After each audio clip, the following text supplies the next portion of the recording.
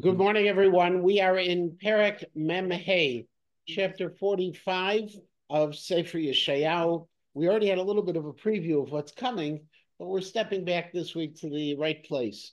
And in Perek Mem we are continuing really the description of the redemption at the time of Cyrus. In other words, the redemption from Bavel. Cyrus is the key player in here. It starts out right off the top being referred to as the Mashiach.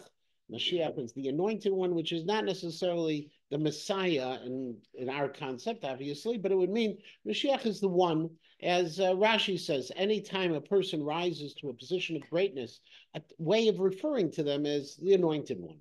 Literally, that's what it means. And HaKadosh Baruch Hu turns to Koresh and he refers to Koresh, who was about 160 years yet to be born. And he turns to Koresh and he talks about Koresh, that I have strengthened, I've strengthened his right hand. In other words, I've given him the power. Interestingly, that's the simple way of translating it, which is the way the Mitzudot do. But Malbim goes a little bit differently. And the Malbim suggests, Asher echzakti bimino, lachzik yad is also to hold someone's hand. I have held his right hand, in the sense, what's the difference between the two? Held his right hand is you're giving him direction. However, strengthened his right hand as you've prepared him to be able to, for his conquests. And what was the piece that he was strengthened or directed? Very simply, Larad lefanav goyim, to go ahead and and again, ArtScroll probably translates like Rashi, they're pretty consistent, to flatten. What's the next one? Sure. Yeah. To loosen, Larad. You have flattened. Okay. So it's interesting. The term larad could be from very simply the shorish yarad yud resh dalid. Okay. However, it can also come from the shorish of resh dalid hey rodem. Rodem means to beat. Now, if it's coming from that, the Dat Mikra, for example, says it's to subdue. It's the idea that you're putting them down, and that was what was going to happen now at this time. Larad lefanav goyim, that God has anointed Cyrus, strengthened him so that they'll be able to either flatten, to conquer, or to subdue them. Yeah. Is it possible that concept of courage is a general name for the well, Cyrus was actually, yeah. Well, so Cyrus wasn't, because we know, for example, we know the names. So there was Cyrus, Cambyses, Darius, Xerxes, and Artaxerxes were the five lists, and then you had Darius the Mede before Cyrus, and you had Darius the Second, etc. So it's not a generic name, but it is entirely possible that it's not just as much of this parak and as the parak after it and the parak before it actually also indicate it's not just talking about this one time of redemption, it can also be the ultimate redemption. So it's not, first of all, the name Cyrus doesn't appear in secular history at this point of the Babylonian rise. There is something unique here. It's not like we could say, oh, he's talking about Cyrus, but it's not really the Cyrus. Oh, it's funny that first I never read the whole thing, but it seems like this is the only place where he mentions somebody from the future. Well, that's right. So one would think that he would mention 6 or 7 people from the future. Well, so there's two pieces to that.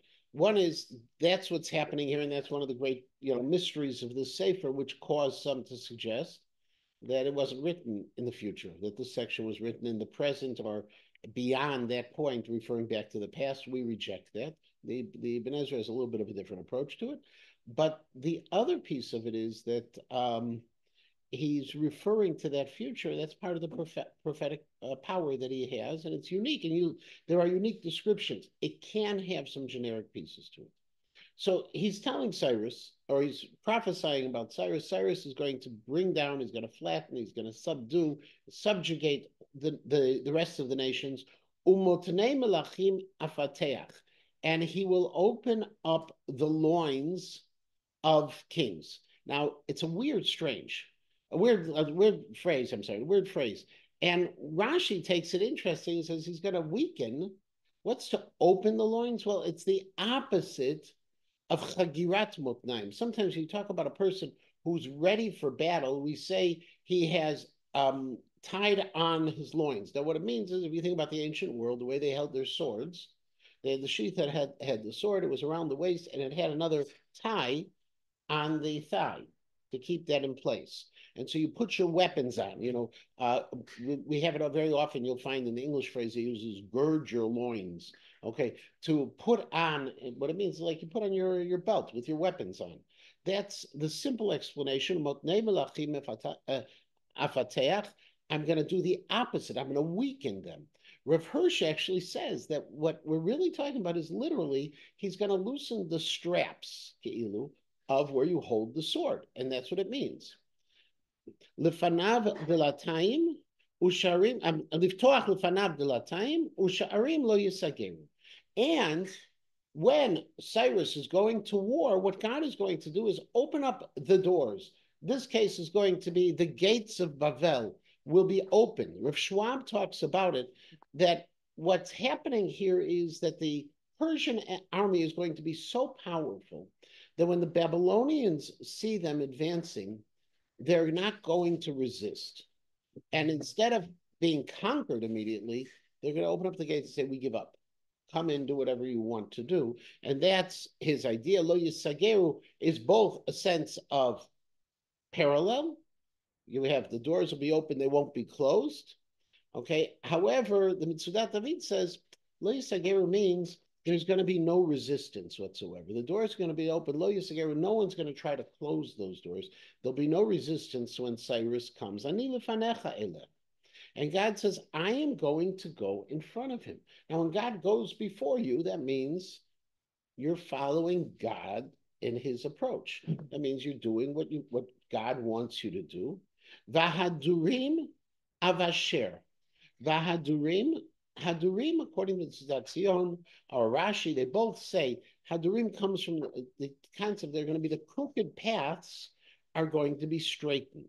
Shadal, and by the way, there's a new edition of Shadal that has come out on Nach and also on Chumash. I think it's one of the yeshivot. There's a person who's an expert. I'm trying to get a hold of it. I haven't found it anywhere in bookstores in the States, but it is on Al HaTorah. I don't know which edition they brought up, but the Shadal says, if you think about it, it comes from an Aramaic loanword. In Aramaic, the word hadar is to return. It's the same thing as chazar. Hadar and Chazar. And so why would crooked roads be called Hadurim? Because they're roads that keep on returning onto themselves. They're like snaking back and forth, and that's the Hadurim. Now, in that sense, God is going to straighten the road, which means very simply that it'll be an easy path for Cyrus to go forth. Daltot nechusha ashaber. I'm going to break the copper doors, uvriche varzel agadea, and I'm going to cut down the iron bars that are the security bars that hold things in place. A bariach, very simply, bariach is it's a bar. In the good old days when you had a door, you really wanted to make sure it was secure. You had a piece of wood that went across this way, you plopped it into place. There was no way they were going to open up the door as a result of it, and that's what they would do on the major gates. All of this is God's way of saying, I'm going to make it easy for Cyrus to accomplish his mission. V'natati lacha otzrot choshech, and I'm going to give you the treasures of the dark, umatmunei mistarim, and the riches that are hidden. Now, otzrot choshech, Radak says very simply, how did they used to hide their possessions? What was the best way of securing possessions? You dug a hole in the ground and you put them in the ground. There were underground places to save. You hear stories of this, by the way, post-Shoah, that when people, before they were taken away, what they did is they dug holes in their backyard, they buried things. People ended up coming back after the war and actually getting some of their precious items this way. You want to secure things. The Gemara says actually the only way to make sure that something precious is safe, if you have a person who is a guard, it has to be dug in the ground. In the ancient world, you always put it in there. And that's what it's talking about. Where Bavel would go ahead, they would have all the riches, and they would all be in pits. They would be hidden underground. That's the Otzrot Choshech. the treasures of the dark. Rav Hirsch says, actually, Otzrot Choshech, he suggests that this is referring to, and it's fascinating because Rav Hirsch is way ahead of a lot of the other modern commentators on this. It says that there were actually a number of different battles, a number of different nations that Cyrus conquered. One of the nations that Cyrus conquered was the nation of Lydia. Lydia is where modern day Turkey is. And the person who was the king, and I'm sure I'm going to mispronounce it, his name was Croesus, or Croesus, I think is a better way of saying it. Croesus has a unique place in history. Huh? Of course, really? Okay, I've never heard the phrase. Yeah. So Croesus, reason why he's so famous, he was the very first person to mint gold coins that had the same standard of gold. It was the same purity of gold.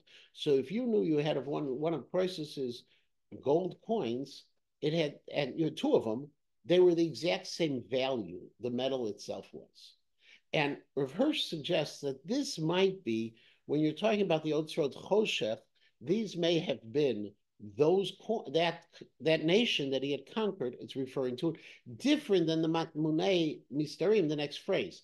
What's also interesting, a side point, that Cyrus, when he took over, he followed Croesus's approach with his mint. And his coins were also had the same purity of the silver of the gold, like had been in Lydia. Darius, however, changed it. He went back to probably what now is the American standard, and you throw all sorts of junk in there, so it just looks real. Okay, but that was something that that might be the Otzrot Choshech, the Matmunei Mistarim. So Tzedek David says in this way. Originally, I said it. It's just a duplication. It's a kfelut. It's a repetitive, poetic kind of statement. But Hirsch says that if the first part is about Croesus, and how am I supposed to pronounce it? Okay, riches of. I'm just doing it from the Hebrew transliteration. Hebrew transliteration is Kuf Reish Vav Yud Samach Vav Samach. Croesus, I think. So Croesus or whatever. Hirsch says if the first part is talking about Lydia, the second part is about Bavel. The Matmunei Mistarim, the hidden riches, those are the ones of Babylonia. Leman Teda, all of this would be so that you would know. Now, who the you is, we'll see in a second. Ki ani Hashem, I am Hashem. Hakorei b'shimcha is calling your name, Elokei Yisrael. I am the God of Israel. So that you, Cyrus, will know that I, Hashem, who calls your name, am the God of Israel. This is when Cyrus goes to war. In other words, when God says, I'm putting you in charge, and you're going to find this war like no other war you had. The paths are going to be easy to go. The enemy is going to immediately give up, and you're going to find all of these treasures and all of these amazing things. It's going to be. And where do we see it happening? The Radak points right away to Sefer Ezra, Perek Aleph, Pasuk Bet, when Cyrus is talking about giving the permission to the Jews to go back, he says, Kol mamlachot haaretz natan li Hashem Elokei hashamayim. He immediately says, I became the king and I have this empire because God gave it to me. So God's point was fulfilled when it actually happened. Leman avdi Yaakov. However, Cyrus, you're not getting this for your own sake. Cyrus, you're getting this ultimately for my servant, Jacob, the Yisrael Bechiri, and also for my firstborn Yisrael. Now, says the Malbim. The Malbim, again, doesn't like kfelut. He doesn't like redundancy.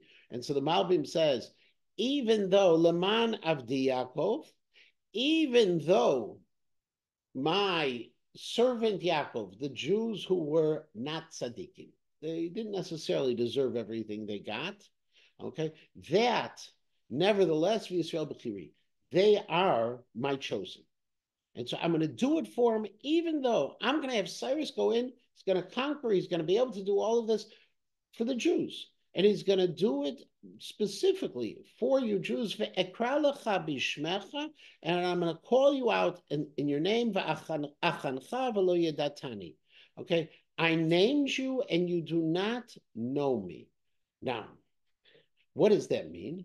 That's referring back to Cyrus. I've called out to you, Cyrus. I've placed you in as a king. I've given you the power to conquer the Babylonians, but you, okay, but you didn't know my name. What is didn't know my name? You didn't go ahead and you didn't. You don't know me? Says Rashi, this actually is criticism of Cyrus. That God gave the power to Cyrus to conquer Israel to be able to build the Beit HaMikdash. Cyrus didn't build the Beit HaMikdash. Cyrus gave the permission to the Jews to build the Beit HaMikdash up until the Sitna, until a little bit later in his monarchy, where we put a halt on everything. But God is criticizing him. He says that Velo Yadatani, even though all of this you should have recognized, you called out my name, you really didn't get it. Velo Yadatani. You didn't fulfill your responsibility. You went ahead and you just gave up on the responsibility to build the Beit HaMikdash by yourself. Says the Abarbanel a little bit too much. And the Abarbanel says, actually, because these prophecies are all before the birth of Cyrus, what the Navi is saying on behalf of God is, I'm doing all these things. You aren't even around yet to even know who I am. Okay. And ultimately, that's what it means for Lo Yadatani. You don't know me yet. You aren't even born. Yeah. Who's hearing this? Yeshayahu is hearing this. This is our nevuot that are going to Yeshayahu and his students. We don't know if it's being said beyond that small group of people or not. Okay, but there are people who are hearing this. So as a result of all of that, then comes Pasukei, Ani Hashem ve'en od. Then HaKadosh Baruch Hu just makes, okay, even though I am the God of Israel, okay, ve'en od zulati en Elohim, it says Reb Sajigon, this is going, and this is saying specifically to the Persians, says Reb Sajigon, quoted by the Radak. Reb Sajigon says, the Persians, remember, they had two gods. They had the God of light, the God of dark, okay, and they were with just two gods. Well, God is saying, you're right, you got down the number. Okay, you knocked it down from millions of gods. Okay, but right now there's really only one God. You have to realize who it is. Besides me, there's no other God. Azercha v'lo yadatani. Azercha, ultimately, that I have, what's a good way of translating Azercha? I have given you strength. Okay, I guess you could say I girded you. Okay, I gave you the strength, even below Yadatani, even before, says Rashi, you were even born. Says the Ibn Ezra. Okay, I have below Yadatani, not before you were born. I have given you the strength, even though you still are pagans. You haven't accepted. You haven't taken. Why am I doing all this? Mizrach shemesh u'mimarava. Why am I going ahead and working through Cyrus in this way? Why am I letting Cyrus conquer the world? Why am I letting it set up? Why don't I just let the Jews take over everything? Says the Navi in the name of God, so that the entire world from the east to the west, ki efes biladai, there is no one beyond me. If you remember back in Pasuk Gimel, okay, back in Pasuk Gimel, we had said, I'm giving you all these treasures, Leman Teda. Now I want, this is the expansion. There is no one besides me. Ani Hashem ve'en od. Yotzer or uvore choshech. And says God, and again, this is a most likely, the Shadal says that this is, again, a direct comment against the Persian religion. Persian religion, there's a God of light, a God of dark. Mazah is the God of light. Okay, there's a God of, there are two forces in this world, according to the Persians. So God says to Cyrus, by the way, I am the one who created light and dark. It's not that there are two different forces, there's one force. Not just that, Oseh Shalom Uvore Ram. I am the one who creates peace, and I am the one who has evil. Ani Hashem oseh kol ela. It's just me. Now, obviously, when I talk about shalom and ra, and especially when it comes to ra, obviously we say peace and evil, so peace must be good in this case. Shalom more in the sense of shlemut and not in the sense of a political peace. This is perception because we say God is all complete goodness, hulotov. So the perception of human beings that there are two forces that compete against each other in this world, or to go back to modern times, forget the Persians, that you have on all those famous cartoons where you have the little devil on one side and the little angel on the other side trying to convince him what to do. We don't believe in that. We believe there is one God and one God that controls everything. And that's what HaKadosh Baruch Hu is saying against the Persians. That's the way the Shadal sees it. Yeah. But how does this become actual? In other words, Hashem says, "L'man yedu, l'man teda," in order that you should know, recognize. How does so it didn't become actualized in the time of Cyrus the way we had hoped it would be, and that goes back to that Rashi Veloya Datani, that you didn't know Veloya Datani, you didn't know me. I gave you all these things. This was my goal. You didn't fulfill it the way I wanted you to fulfill it. But this is the ultimate goal of HaKadosh Baruch Hu. Whether we reach that goal or not is still within our hands. Now, yeah. So this pasuk which we say every day, it's changed a little in our davening, Bariat Kol, but so or and Koshek are opposites, but Shalom and Ra are not opposites. They are. Shalom in the sense of shlemut is not in terms of peace, because then I guess you'd have shalom and milchama or something like that. But shalom in terms of the shlemut principle. The Rashi. Oh yeah, Jenny. So historically, like, where does this fit in, like, the assessment? Oh, that's a more complicated question. Okay, and the reason is I can tell you where this fits in terms of Persian empires. Okay, we're 160 years before the rise of Cyrus. We are right now at 586 BCE was the destruction of the first Beit HaMikdash, and then at about 516, about 516 was the beginning of the rebuilding. So Cyrus is, in that time frame. Now, the reason why it's a problem with Megillat Esther is there's a major debate among historians and with some of contemporary authorities as well of exactly where Esther fits in, and so according to some, okay, if you take the classic Seder Olam Rabbah approach, Megillat Esther occurs right around the same time that we're talking about Cyrus. Okay. And Darius, if you remember, was the son of Esther and Achashverosh.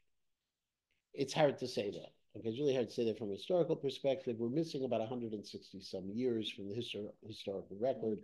So if I go ahead and I really want to know what year this is, it's not really 5784. I would add about 164 years to it, and I'd really have the number of years. And that's why often when you look at histories, and you get to the Persian era, all of a sudden the numbers get real jumbled because we're missing years.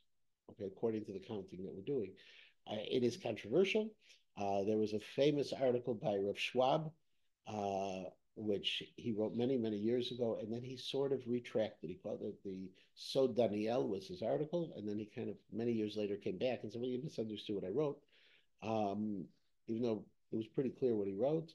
There was a wonderful book by Mitchell First called History and Conflict, which brings about, I'm trying to remember, it's about 100 different positions how to explain the Persian era and these missing years. Okay, so, and it's a little book. Mitchell First is a contemporary fellow, yeah. But Cyrus's number is the first one in line, right, in the Persian era, and then somewhere afterwards, the story of Esther. Yeah, so according to historians, the order is Cyrus, Cambyses. Now, Cambyses isn't mentioned, or Kambuzi is in Hebrew we refer to. Cambyses isn't mentioned in Tanakh. Then you have Daryavish, who is mentioned. Then you have Xerxes, who is mentioned. And then you have Artaxerxes, Artaxashta. And the question is, who is Achashverosh? most will say Achashverosh is Xerxes. Yeshayahu would be close to the way it's supposed to be pronounced. Okay, we often in Hebrew on a proper noun you add an aleph in the beginning, like Plato is apaltom, okay, in Hebrew. But see, you have Achashverosh there. The problem with having Achashverosh there, according to the historical record, which is from the Beustun inscription, which gives us the history of Persia and much of the kings, is Darius comes before Xerxes. And according to Seder Olam Rabbah, Darius is the son of Achashverosh. So some suggest Achashverosh, by the way, was Artaxerxes. So you have Darius too is a little bit later. You have Darius the Mede, who came in with Cyrus. Okay, so these are so the Persian Empire is fascinating and totally complicated. And I still remember learning about it with Rabbi Mishkin Zal, and he referred to us to the Achrit Davar, and I think it's the third or fourth volume of Yavitz's Toldot Yisrael, who has a theory in there on how to explain it, where it says how many years Lifnei Abayit, Lifnei Abayit. It's a whole piece there in the Seder Olam Rabbah, how you can do a whole drasha on it. One thing we know for sure that generally nobody knows for sure. And when you look at it, you'll have these two opposite approaches to it. And it's one of the beautiful things about all of that is whether or not I put on my tefillin in the morning really doesn't make a difference how many years we're the Persian Empire. And so it's an important piece to know from history. It's trying to understand Chazal. And there is a contradiction, primarily from the Seder Olam Rabbah. We contradict other pieces that I'm far afield from Seder Olam Rabbah, which is the classic point of history. How old was Rivka when she got married? Okay, was she 3 years old? Yeah, that's what Seder Olam Rabbah figures out, that she was 3 years old when she's carrying these pitchers of water for the camels. Okay, Tosfot disagrees with it. Okay, but Tosfot disagrees with the Seder Olam Rabbah. Well, if you're Tosfot, you can disagree with the Seder Olam Rabbah, but it shows that the Seder Olam Rabbah is not infallible is too strong of a word, is not absolute in terms of its chronology. It's one way of one classic way. You find it repeated very often, and where you get in trouble, there's the Gra by Shir Hashirim, which a lot of people claim is not really the Vilna Gaon's parish, at the end of Shir Hashirim, which basically says that Chazal were not historians. That's not what they were about. And you don't go to Chazal to learn history. You go to Chazal to learn lessons of life. And so if Chazal say X and historians say Y, you don't have to necessarily reject Y. Okay? It may be that Chazal's counting of history was something we didn't know. The Persian, even secular scholars didn't know the Persian history until the late 1800s when they found the Beostun inscription, and all of a sudden their eyes were opened up that, hey, look at all of these kings, and how could all of those kings fit in such a short era of the Persians like Chazal talked about? Just didn't seem to work. I want to get back, but yes. It just seems to reflect the shot before you know the long being turned door by door. It's understand what was written in the lessons, not the exact length. Well, but Zchoyimot Olam says to remember. Listen, our point of knowing history is to learn the lessons of history. That even, by the way, is what historians want to do. Historians want to learn history to learn the lessons of history, okay, or at least to know which lessons of history we're going to ignore. But that's history in general. Otherwise, it's just trivia. Okay. I'm going to go back to the pasuk we're in. Yotzer over Choshech, Choseh Shalom over Ra. We're in pasuk Zayin. Ani Hashem Oseh Kol Ela. The main point is God does everything. Now Rashi, by the way, rejects the way I've explained it. Rashi says Yotzer Or L'Tzadikim B'Choshech L'Bavel Yotzer Or V'Choshech. I create light. That's the future. I create darkness. That's the end of what was. Okay, the Reb Sajikon also says that, like the Shadal, much later, much briefer, Reb Sajikon also says that this is against those who believe that there are two powers in this universe. There's really only one power. At this point, we continue, and HaKadosh Baruch Hu says, "Harifu shamayim mimal," pour out the heavens from above. What it's pouring out, obviously, is the terminology for rain. Ushchakim yizlu tzedek, and the heavens should rain down righteousness. Now Rashi says, first of all, tzedek, okay, is really the way I should translate this. Pour out the heavens above with tzedek, and the heavens should pour out tzedek. In other words, that tzedek applies to both phrases, according to Rashi, both to harifu shamayim and also ushchakim yizlu. What's the idea? HaKadosh Baruch Hu is telling, this is the Ibn Ezra, this is the Abarbanel, both of them say HaKadosh Baruch Hu is commanding the heavens to help. Tzedek is not, I'm going to be a tzaddik. Tzedek is the way it should be. He's commanding the heavens to be able to help him out, to help out Cyrus in the conquest. Rav Schwab says, no, what this means is at the time of the ultimate redemption, everything is going to be with tzedek.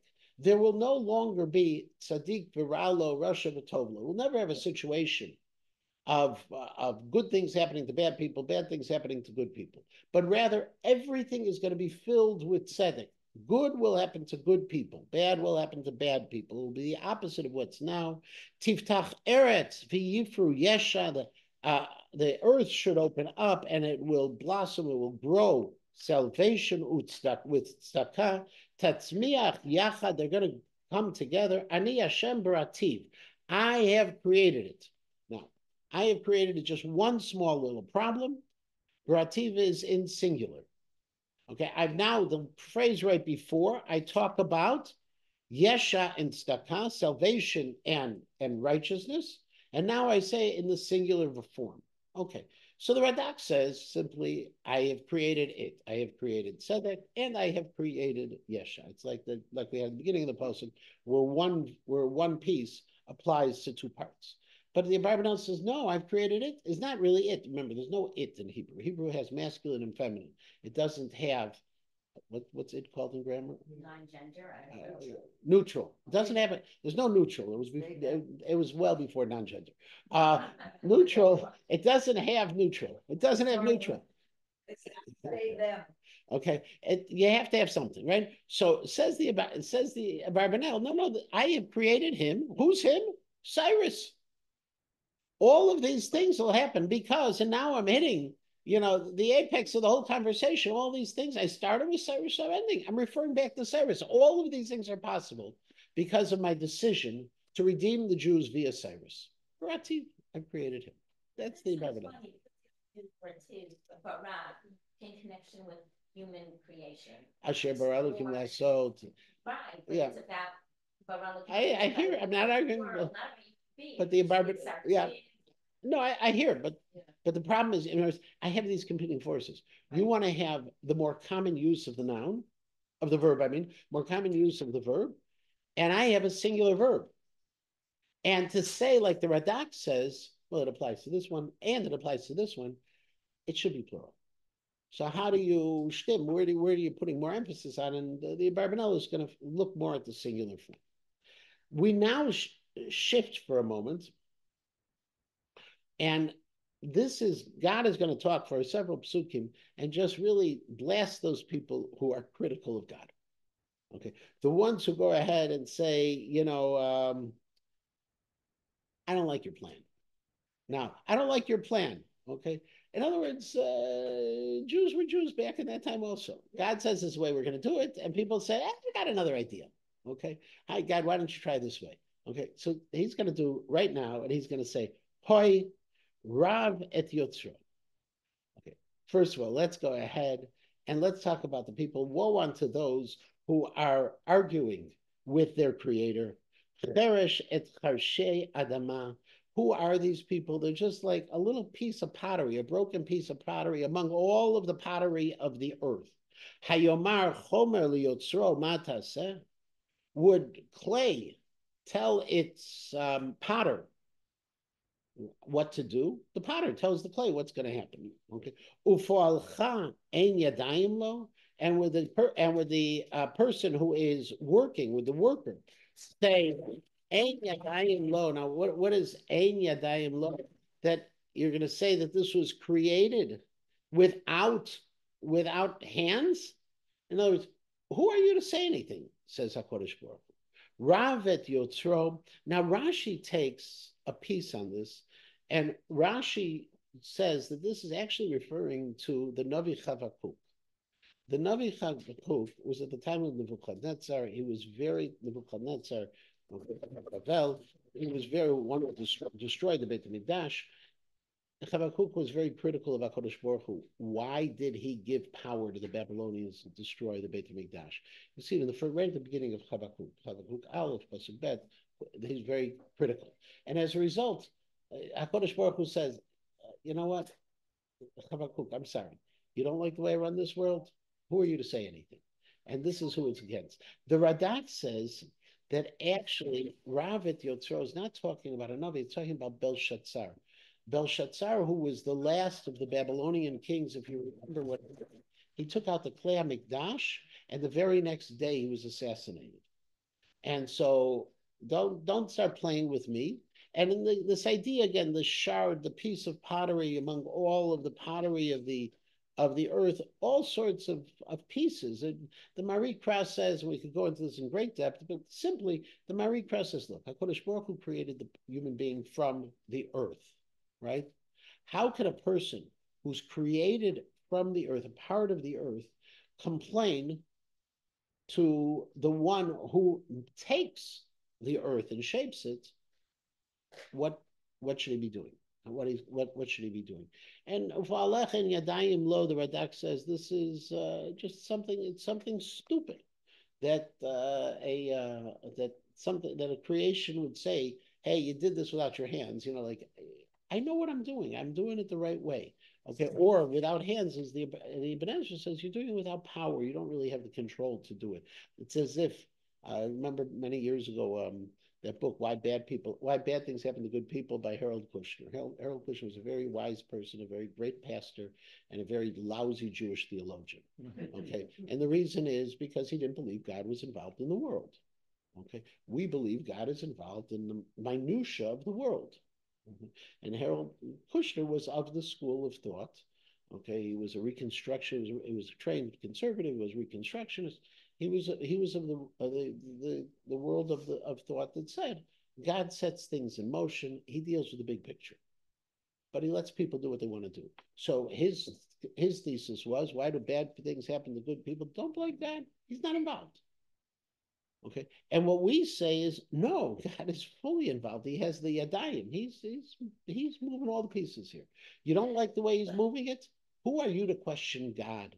Not because he's God, but because he's the creator. He's the one who's done everything. He's got the whole picture. Continues the Navi. Hoy omer la'av matolid. What are you going to tell, to the father, why'd you bring me into this world? And you're going to tell the mother, why'd you go through labor? What kind of nourishkeit is this at the end? Okay. There are going to be people, says Rav Schwab, at the end of the time of the Geulah, they're going to say, is this really the redemption? I don't like what's going on now. Okay, God's going to redeem the world. People are going to start coming back to Eretz Yisrael, and everybody's going to look around and say, nah, I don't think it's happening the right way. Okay, we can apply it to today. We can definitely apply it to the time of the rise of the Persians, because again, just 40-some thousand Jews came back from Bavel, and there were many, many, many more times. Most of the elites stayed in Bavel. They didn't like the way things were playing out. Okay? And here, they're complaining in that way. Ko Amar Hashem, Kedosh Yisrael Yotzro. This is what HaKadosh Baruch Hu, the one who is the sacred of Israel, says, and its creator say, Ha'otiyot sha'aluni. In this, you go ahead and you're going to go ahead to say that the way that things are happening are not the way you like them. Al banai val poal yadai titzavuni. Are you going to start giving me instructions of how things should happen? Ultimately says HaKadosh Baruch Hu, Anochi asiti eretz. Let's not forget, I created the world. And not only did I create the world, va'adam alev harati, I created you. Okay. The Navi goes ahead and he just it's God just shocked that anyone would ever think this. Or as Rav Hirsch says, just as I created the universe, so too will your liberation from Bavel be part of a divine plan? I created all this. I know what I'm doing. And I put this talking, I put human beings on the land. But the Maharikra says, actually, Maharikra says a little differently. He says, the Adam Aleh Barati is referring actually to Nebuchadnezzar. He says, don't question me about what happened. Don't question me about what will be happening. I know what I'm doing. And don't go ahead and say, why'd you let Nebuchadnezzar destroy the Beit HaMikdash? I created Nebuchadnezzar. Ani yadai natu shamayim. My hands were the ones that spread out the heavens. V'chol tzva'am, and all of its hosts, tziviti. I've given instructions of how to operate the world. Anochi ha'irotihu b'tzedek. I have awakened him with righteousness. Again, who's the him? The Vav. Says the Ibn Ezra, the Vav is Cyrus. I've awakened Cyrus to act with righteousness. The Radak says the same similar piece. The Ibn Ezra says specifically, starting about the Vav. V'chol derachav ayasher, and I'm going to strengthen all of his paths. Hu yivnei iri v'galuti yishaleach. Because, says the Ibn Ezra, the Ibn Ezra inserts the word ki. It's as if the pasuk says, Anochi ritiu v'tzedek, I have awakened Cyrus, v'chol drachav ayasher, and I have straightened all of his paths. Why? Ki hu yivnei iri, he's going to build my city. V'galuti yishaleach, and he's going to send my exiles from Persia back to Israel. And it's going to happen, but not having to pay him off, and we're not going to have to bribe him. It's all going to be because he knows, as the Radak says, this is what HaKadosh Baruch Hu wants him to do. It's going to be from a higher cause, Amar Hashem Tzvakot. That's what God says. End of this piece with Cyrus. And now he's going to turn. So again, Cyrus, he puts him in place. He criticizes his theology. He says, there's only one God. I'm doing all this so you'll recognize there's one God. Cyrus doesn't do exactly what was supposed to be done, but nevertheless, God moves it in this direction. Those people who question why God is doing it, most likely we're referring to the Jews who don't like the way things are happening. God says, who are you to question? I did all this. Cyrus is doing this for me. This is the way it happens. And now God turns to the idolaters. And he turns to the idolaters and he says that you're going to be shamed by what happens. And the Jews will be saved in eternal saving. Ko amar Hashem, Yegia Mitzrayim, says God, that the riches of Egypt, or the product probably is better to say, the product of Egypt, meaning Yegia Mitzrayim, that which you work to earn or to create. Okay, so the product of Egypt, Uschar Kush, and the merchandise of Kush, of Ethiopia, Usvaim, and also of Svaim, it was a nation, probably within Kush itself, okay. Anshe Midah, and also the people of stature, Alayach Ya'avoru Velach Yiyu. They will pass by you and they will be yours. Now, who they are, okay, we'll see in just a moment, but it's going to be the simplest. Rabbi Victor Belgansi suggests the simplest pieces that they're going to pass by you, meaning they're going to pass by the Jewish people. Acharayich yelechu vazikim ya'avoru. They're going to follow you. They're going to be going in chains. Ve'elayich yishtachavu, and they're going to bow down to. Ve'elayich yitpalalu, they're going to pray to you. Achbach el ve'en od efes Elohim. Okay, just to you, to God. There's no other God. Now, this is a little bit of a complicated piece. There's a machloket among the Meforshim. The simplest one is the Ibn Ezra. The Ibn Ezra says this continues to talk about the time of Cyrus. However, Rashi and the Radak say, no, this is actually going back in history to the time of of Sancherib's attack 160 years earlier in the 720s, of Sancheriv's attack against Yerushalayim. Because we do find Kush there. If you remember when Sancherib was first coming against Yerushalayim, he heard there was an uprising in Kush, and therefore he was distracted for a little bit, went to Kush, and then came back again. But the simplest explanation is that all of this is like the Ibn Ezra says, this is all talking about the same time. But then we have a problem. What do you mean they're going to be bowing down to the Jews? They're going to be praying to the Jews. How does that work? So the Malbim says it's very simple. People don't pray to people. We know that. People pray to gods.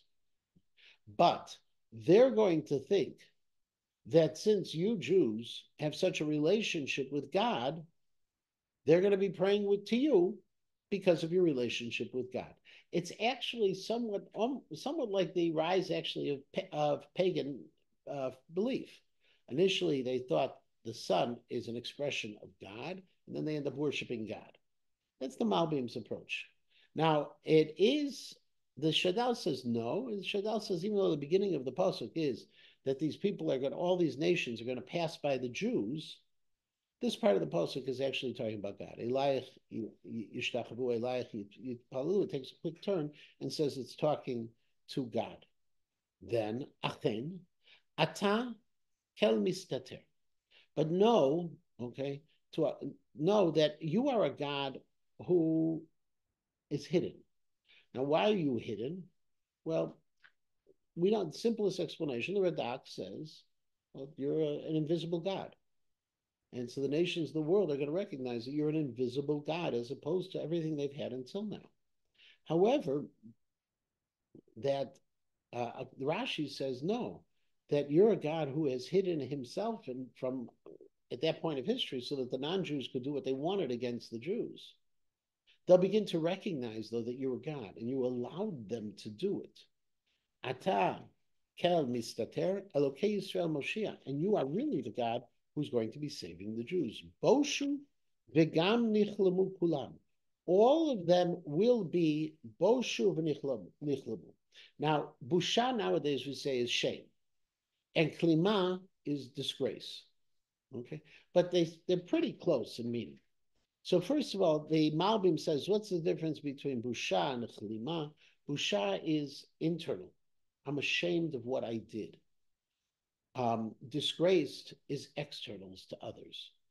So the worshippers of idols are going to be ashamed for their behaviors, and they will be disgraced before the world that they actually believe this piece of stone was a god.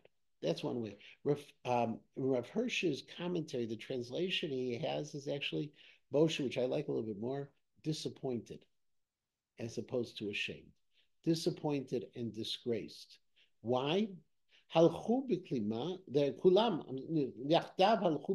they've all gone in disgrace, all of those who had worshipped idols, chorshet tzirim, the people who had been making or crafting images. In other words, all of these people, they now realize that their idols were just nothing. And they're going to be disgraced by what they had been relying on until now. Yisrael no shabasha. But the Jews, okay, the Marikra adds in the word aval. In contrast to those non-Jews who are disgraced, the Jews are going to be saved by Hashem, Chu'at Olamim, an eternal salvation. Lo tevoshu v'lo tikamu ad ol me'ad. They won't be disgraced, they won't be disappointed, they won't be embarrassed. The Jews, what happened to the non-Jews, won't happen to the Jews. And we come to the final part of the parak. It's the fourth part of the parak, the last piece of the last piece of prophecy, which actually continues into not only the end of this parak, but continues all the way into the next parak as well. You can guess what the next parak is all about, but it starts out, okay, God is the one who is the God. Yotzer haaretz v'osehu chonena. He is the one, chonena. Now, chonena could be founded it, I guess might be a nice word. Established it is a nice word. Rav Hirsch gives a beautiful, I firmly established is what I normally would say, chonena. Rav Hirsch says, gives it direction. Kivun is a direction.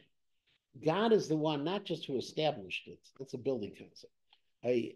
Gave it direction, okay, and he wanted to understand what would be. Says the Abarbanel, God had a plan when he created humanity.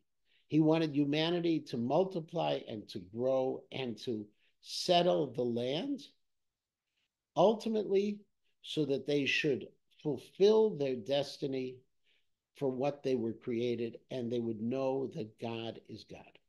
That's why God created us. That's what it means, giving direction. Lo tohu v'ra shevet yetzirah. God didn't create nothingness, but he created the world to be inhabited. Ani Hashem ve'eno. Lo v'seiter dibarti b'mkom eretz choshech. God says, when I revealed myself, it wasn't in secret. It was on Har Sinai with all the pyrotechnics of Har Sinai. God revealed himself to the entire world. It wasn't in some dark place. Lo amarti l'zer Yaakov tohu b'akshuni. And I never told to the offspring of Yaakov, seek me through nothingness. Now, tohu could be, and the easiest explanation of tohu is the explanation of the Shadal, that I didn't appear in a place in an Eretz Choshech, in a place of darkness, and also tohu vakshunu. What means tohu vakshuni? I'm sorry, is I didn't ask you to find me in some empty wasteland, but Rashi says, and the Malbim expands on it, I didn't ask you to do things that were empty. In other words, as the Malbim says, I always gave you reason. There's a reason for the mitzvot. There's a purpose behind the mitzvot. So what I've asked of you, I've created you in public, and I've asked you to do things of meaning. Ani Hashem dover tzedek. I'm the one who speaks of righteousness, magid meisharim, and I tell you of uprightness. Okay, says Rav Schwab on this. Nowhere in the Torah do we have magic and mystery. The red bentloch are not a pasuk anywhere in the Torah. Neither are the kvittels or all these secret things that people do nowadays for schools. You don't find them in the Torah. HaKodesh Baruch Hu, there's no magic, there's no mystery. Rather, HaKodesh Baruch Hu speaks directly to us and tells us the ways of what we're supposed to do and how to implement. Dover tzedek magid mesharim. And that's in distinction to the Ovdei Avodah Zarah, to the idolaters. He kavtzu uvo, come together and come together. Now this is somewhat reminiscent, if you remember, of Yaakov right before he come together and I'll tell you what's going to happen at the end of the days. Draw near together, the refugees of the nations. Okay, this is, at this point, he's talking to the nations of the world, not to the Jews. Lo yadu anosim et eitz psilam. He said that who know nothing, lo yadu, hanosim et eitz psilam, who carry the wood of their idols. In other words, he's turning to them, he's saying, listen, I want you to caucus a little bit. Think among each other. Umit palalim el elo yoshia. These are words from Aleinu. Okay, this is where it comes from, those words. It says, I want you to come together. You've been praying to the God who will not save you. Hagidu vagishu. Af yivatsu. Come close. Draw together. Even caucus. Mi hishmi azot mikedem.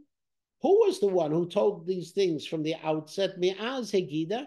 Who's the one from before had told you what was going to happen? Your idols never told you what was going to happen. Hello, ani Hashem. Just me. Ve'en od Elohim mi baladai, and there's no God besides me. El kel tzadiku Moshiach, ayin zulati. There's no God who is righteous and saves except for me. Pinu elai, says. Looks to the idolaters and turn to me. Vihi vashu, and you'll be saved. Kol avsei aretz. All of those who are coming from the ends of the earth. The Mitzudat Zion has an interesting piece in philology in this. It says, why do we say Afsei Aretz is the ends of the earth? How do they translate verse 22? Ends of the, they do ends of the earth. He says, Mitzudat Zion says, it really means because the end of the earth, the Ketzota Aretz, what literally is the end of the earth, is we believe that it's like, it's done. There's nothing more there. ends of the earth. Right. So from the place of nothingness, which is the end of the earth, when you hit the end of the earth, there's nothing more. And that's why Afse Aretz is the same thing as the end of the earth. Ki ani kel veinod, I'm the only God. Bini shpati, I have sworn to myself. Okay, this is, says Radak, that God has made an oath that will not be retracted. What? Yatzami pit tzedakah davar v'lo yashuv. From my mouth came out tzedakah, a pronouncement I will not retract. Okay, now listen to the words. Okay, Kili tichra kol berech tishava kol hashon. Again, the Aleinu. This is the second half of, this is the source of the Aleinu prayer. All knees will bow down to you, will bow down to you, be sworn to you in all languages. Okay, it's from there, right from that. Ach ba'Hashem li amar tzedakot va'os. And now, but from God, to me, said the righteousness and the power. Who's speaking here? According to the Dat Mikram, what do they say? Tishavak Hashem. What are the nations of the world saying? The nations of the world are saying Ach b'Hashem li. They're saying ultimately, they're saying to me that only by God is there tzedakah and is there power. That's the way the Dat Mikra says it. Rashi says, okay, that even though all the nations are now bowing down, okay, only by me alone will the Jewish people have the belief in my power and my righteousness. Adav yavo, to them, elecha, to you, I'm sorry, they'll come. Ve'yevoshu kol hanecharim bo.